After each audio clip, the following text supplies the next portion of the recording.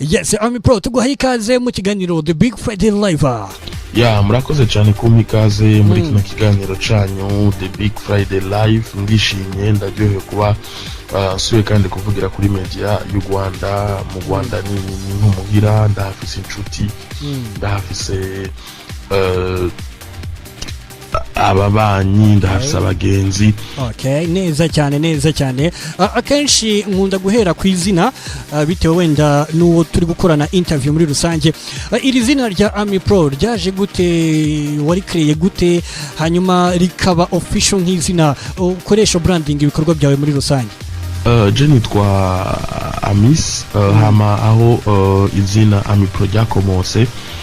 Pro murumva yuko harimo harimo izina ryanje Amis, hama Pro nuko umunsi umwe nariko ndakora ku radio nk'igitangura, nakora kuri radio yitwa Radio Television Renaissance. Ico gihe ndiko ndakora mu kiganiro, abafan baratelefona bakavuga bati ibintu ukora biri professionnel, kuva no munsi reka tukwite Pro. Donc ni izina ryanje Amis, hama Pro ni professionnel, donc n'umuntu akora ibintu biri professionnel, nuko no bivuga.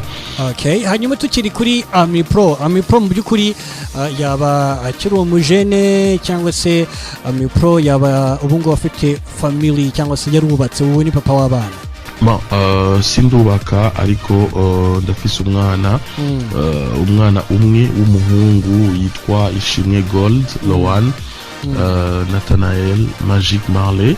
Wow, byiza cyane. Tukiri aho ngaho, ese mu byukuri mu rubyaro rwawe wifuza kuzabona umwe mu bana bawe bakora bimwe mu bikorwa ukora uyu munsi, dore ko Pro uri umu MC, uri umu journaliste n'ibindi nk'ibyo. Ese mu byukuri abaye ari umwe, cyangwa se mu byukuri uramutse ubonye hari uwifuje kuba yagira ibikorwa nk'ibyo, niki mu byukuri wamuhitiramo muri rusange? Je novuga yuko ico umwana wanje azohitamwo mbona yuko ari cyiza, gishobora kumugirira akamaro, nzomushigikira. Nimba ari ubu MC, nimba ari ubu journalist, nzomushigikira kuko nanje abavyeyi banje batanshigikira simba ngeze aho ngeze uno munsi. Okay, neza cyane. Tukiri kuri Pro, ikibazo cy'amatsiko, ese Pro yatangiye umwuga w'ubujournaliste ryari, ndetse no kuba umu MC, ibintu by'ubu MC nabyo bitangiye ryari muri rusange Pro?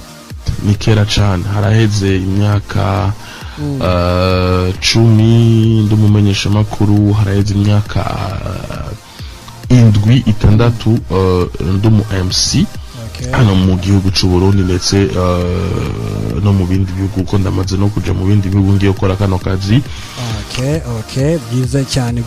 Hanyuma tugarutse gato inyuma, twavuga ko zimwe mu mpano ufite harimo no kuririmba, dore ko ufite n'indirimbo zigiye zitandukanye wagiye ukorana n'abandi artists bagiye batandukanye nka Shoha, tumaze kuyumva mu kanya gatoya. Ese mbere yo kwinjira mu bikorwa urimo uyu munsi, waba warabanje kuba umuririmbyi? Zimwe mu mpano ufise nkuko mwavuze harimo kuririmba, ufise indirimbo ziri hanze. Ufise indirimbo ziri hanze, ufise indirimbo nise Shuha, ndi kumwe n'umuririmbyi yitwa Crown. Ni umuririmbyi akora neza, yigeze no gukorera indirimbo kwa Pacento mu gihugu cy'u Rwanda. Ni indirimbo yakunzwe ngaha. Ufise indirimbo ndi kumwe na Miss Erica, yigeze kuba ari muri Kiwundo. Uno musari muri label yitwa Empire Avenue, y'umuririmbyi yitwa Satbi. Novuga yuko jewe sinatangiye kuba umuririmbyi, ahubwo navyinjiyemwo ndumumenyesha makuru no mu MC. Okay, byiza cyane. Hanyuma twavuga ko hashize igihe warafunguye YouTube channel ariyo wise Pro Show 257. Iyi idea yo gufungura iyi YouTube channel yavuye hehe, hanyuma niki cyatumye mu byukuri ubona ko iyo YouTube channel ari ngombwa cyane, hanyuma ikabije gufasha iki abantu bose muri rusange, tutavuze wenda abarundi gusa? Nibyo naruguriye channel ya YouTube yanje yitwa Pro Show 257. Iciyumviro cyo kuyigurura nuko ndashaka kubona urundi rwaruka rushoboye cyane mu itangazamakuru rutera imbere biciye mu kazi kabo. kubw'ivyo navuze nti uno munsi nuguriye channel yanje ya YouTube, uno munsi nivyo nkora ku radio nkorera abandi, ariko nuguriye channel yanje ya YouTube nshobora guhakaza urundi gwaruka kugira ngo nago nyene ruronke amahera y'isabuni, y'amahera yo mukate, amahera yo kurubeshaho. Niyo havuye icumviro rero cyo gukora channel yanje ya YouTube yitwa Umva Show 257. Ndanashima Imana iriko irakundwa n'abatari bake. Alright, byiza cyane. Hanyuma tugwerutse nanone kuri Umva, navuga ko uri umwe mu bapromoter bakomeye cyane muri industry y'indundi, ukaba ufite indi respect abarundi baguha muri rusange. Mu byukuri ubona industry y'umuziki ndundi ihagaze gute kugeza uyu munsi ugeranyije wenda mbere ya corona, dore ko muri no minsi dufite na corona n'ibindi ngibyo, ndetse n'uyu munsi muri corona, ubona industry y'umuziki ndundi ihagaze gute muri rusange ukompaye muri ibyo bihe byombi bibiri? Nivyo hari ibintu vyasubiye inyuma gato, ariko sinza kuvuga ngo kumiririmbire canke kuri production muri corona, ahubwo nza kuvuga ati kubijanye n'ibiteramo, kuko ibiteramo ntivyari byinshi cyane, nibaza yuko si mu Burundi gusa ni kw'isi yose, kuko kino kiza cha corona virus covid-19 hari byinshi cyashoboye gusubiza inyuma ku bijanye n'umuziki, ariko mu by'ukuri muri rusange umuziki w'Uburundi n'umuziki ukomeye, n'umuziki abaririmbyi baho bitanga, kari n'akaryo keza ko gushobora kubona urundi gwaruka gwakoze gwashoboye kumenyekana. Aho ndavuga umwana akiri muto yitwa Berry Music yakoze indirimbo yitwa Melana Angelina, hari undi mwana akiri muto yitwa Zion yakoze indirimbo yitwa Nyampinga, n'ibindi. Alright, byiza cyane. Hanyuma kwijisho ry'umunyamakuru ndetse numupromoter, ubona gute iyi competition iri hagati ya Satbi ndetse na Big Fizzo? Bamwe bafata ko ari beef iri hagati yabo, mu byukuri twavuga ko nayo iri mu bituma music ndundi itera imbere, nkuko wenda tubibona kuri music ya Tanzania. Dufasha urugero kuri Diamond Platnumz ndetse na Kibo. Wowe uyu mubano hagati ya Satbi ndetse na Big Fizzo ubona gute?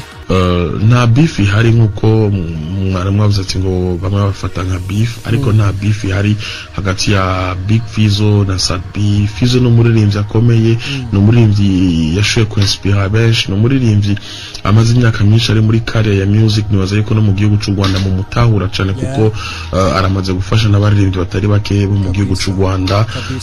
No muririmbyi rero afise na record label we yise Bantu Boy. Satbi nawe nyene no muririmbyi mwiza, amaze gukora byinshi kandi byiza, nawe nyene afise record label yiwe yise Empire Avenue. Bagerageza gukora cyane kugira ngo bateze imbere umuziki w'u Burundi. Nta beef ihari, ahubwo bakoragira ngo baduze ibendera ry'u Burundi kure. Okay, tukiri aho ngaho kuri Satbi na Big Fizzo, twavuga ko ni bamwe mu bahanzi bakomeye kandi muri n'inshuti cyane. Hanyuma tukagaruka kuri Umva, uri n'umuhanzi, ese mu byukuri nta gitekerezo cyo kuzakorana collabo n'umwe muri abo bahanzi hagati ya Satbi cyangwa se Big Fizzo? Yes, bose n'abagenzi, bose turi mu mwuga umwe. Niyo hagera tuzokora, kuko namamvuga neza yuko umwanya ugeze turakora nta kibuza. Alright, byiza cyane. Hanyuma tugenda tugana ku musozo w'iki kiganiro kigufi wenda tugiranye, niki wasaba abaduteze amatwi kano kanya n'abakumvise bwa mbere? Urabibutse na social media ukoresha bajya babonaho ibikorwa byawe bigiye bitandukanye. Tunagushimire cyane nanone kubw'uyu mwanya wawe waduhaye wo kuba wemeye kuganira natwe, unadusurize nanone cyane n'abavandimwe b'abarundi banakunda umuziki nyarwanda muri rusange. Umva, dusoza icyo nosaba abantu bose barakora twumviriza ku nshuro ya mbere kuri ino interview tugize mu gihugu cy'u Rwanda, novuga nti ndaryohewe, ndishimye cyane kuba nshoboye gukora interview mu gihugu cy'u Rwanda.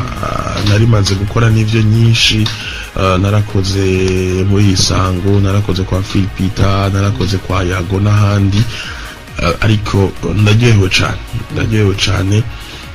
N'indi opportunity shoboye kuronka gushobora gushikiriza ikiri ku mutima, ndabashimiye cyane. Hama ndabibutsa yuko fise social media, fise channel ya YouTube yitwa Umva Show 257 ami pro show 257 mushobora kujaja mukagira subscribe, share na comment kugira ngo mubandanye munteza imbere ndetse duteza imbere entertainment yo mu Burundi ndetse no mu Rwanda kuko twese turi bamwe. Ivyo mvuga muravyumva, ivyo muvuga nanje ndavyumva, maze ibintu bikagenda neza.